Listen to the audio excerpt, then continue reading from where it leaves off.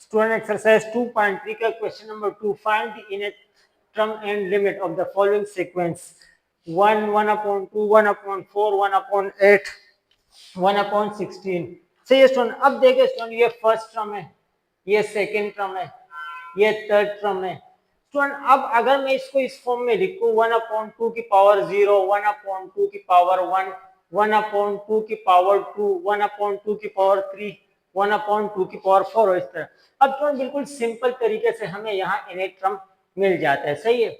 अब वो नोमिनेटर में तो सेम 1 1 1, तो इनेट टर्म भी क्या हो जाएगा, 1 ही हो जाएगा. 2 की पावर 0, 2 की पावर 1, 2 की पावर 2. अब स्टूडेंट तो यह हमें इनेट टर्म क्या मिल जाएगा.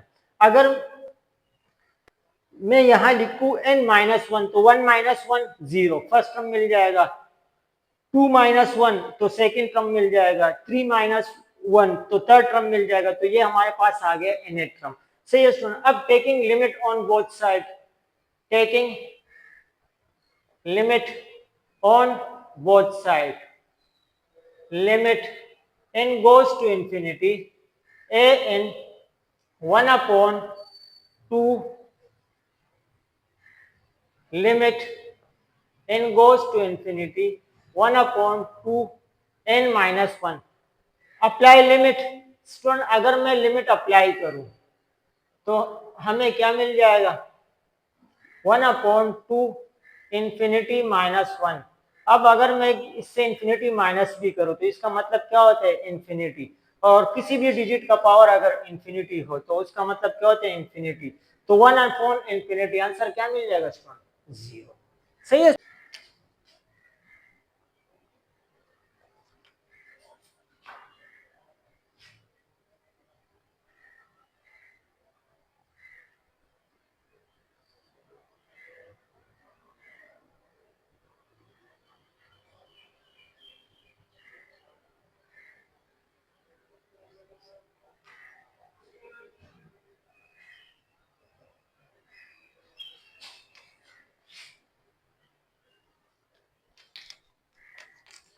स्टूडेंट क्वेश्चन नंबर 2 का सेकंड पार्ट, 1 2 3 4 3 4 5 6. स्टूडेंट ये फर्स्ट टर्म है, फर्स्ट टर्म, ये सेकंड टर्म है, ये थर्ड टर्म है. अब हर टर्म का फर्स्ट एलिमेंट पर आप जरा फोकस करें. यहाँ क्या आ रहा है, 1, यहाँ 3, यहाँ 5. अब 1 का सेकंड 2 3 4 5, मैं मतलब मैं 1 ऐड करूं तो नेक्स्ट टर्म मिल जाएगा. अब इसमें 1 ऐड करूं तो नेक्स्ट टर्म मिल जाएगा, इसमें 1 ऐड करूं तो नेक्स्ट टर्म मिल जाएगा. सही है स्टूडेंट. तो इसका मतलब है कि मुझे इस सीक्वेंस पे यानी 1 3 5 के सीक्वेंस पे फोकस करना है. सही है स्टूडेंट. और यहाँ देखना ये कौन सा सीक्वेंस मुझे मिल रहा है, अर्थमेटिक. अब अर्थमेटिक का मुझे फॉर्मूला पता है. क्या फॉर्मूला है student, a plus n-1 b. अब यहाँ 1 की जगह क्या आ रहा है, ए की जगह 1, n-1. बी किसको रिप्रेजेंट कर रहे हैं, कॉमन डिफरेंस को. तो 3 - 1 2, 5 - 3 2. तो कॉमन डिफरेंस क्या है स्टूडेंट, 2.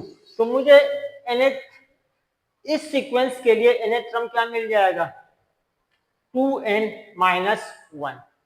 सही है स्टूडेंट.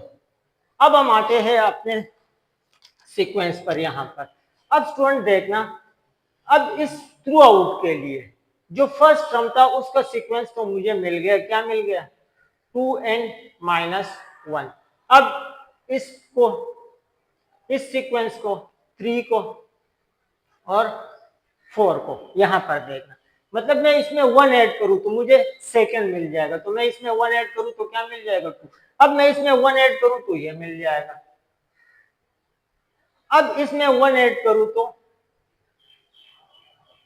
सही है स्टूडेंट. तो ये मेरे पास आ गया nth टर्म. अब स्टूडेंट मैं क्या करूंगा, taking limit on both side.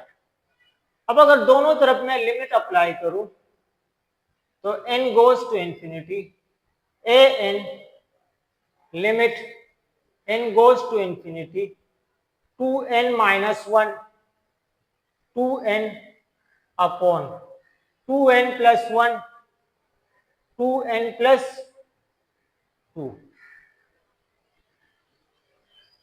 Student अगर मैं थोड़ा सा सिंप्लीफाई करूँ इसको, तो ये मुझे अगर मैं मल्टीप्लाई करूँ तो 2n square, sorry 4n square minus 2n, nominator में ये मिल जाएगा।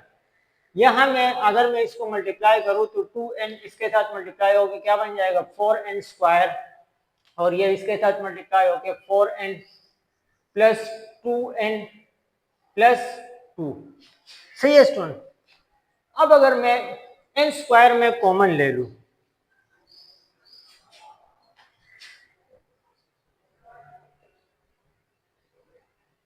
स्टूडेंट अगर मैं यहाँ n स्क्वायर कॉमन ले लूं तो यहाँ क्या मिल जाएगा 4 माइनस 2n अपॉन n। सही है स्टूडेंट।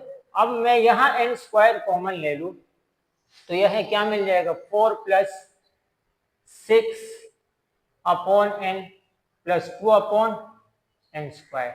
स्टूडेंट अगर मैं लिमिट अप्लाई, इस n स्क्वायर के साथ ये n स्क्वायर कैंसिल आउट हो जाएगा। सही है स्टूडेंट। अब अगर मैं लिमिट अप्लाई करूं तो 4 माइनस ये यहाँ इंफिनिटी आ जाएगा स्टूडेंट। सही है। यहाँ मैं n स्क्वायर में कॉमन ले लूं तो मुझे क्या मिल जाएगा 2 अपॉन n, तो 2 अपॉन इंफिनिटी क्या मिल जाएगा 0। इसी तरीके से यहाँ 4, यहाँ भी प्लस 0 प्लस 0, तो आंसर क्या मिल जाएगा 4 अपॉन 4 1, ये मेरे पास। सही है स्टूडेंट।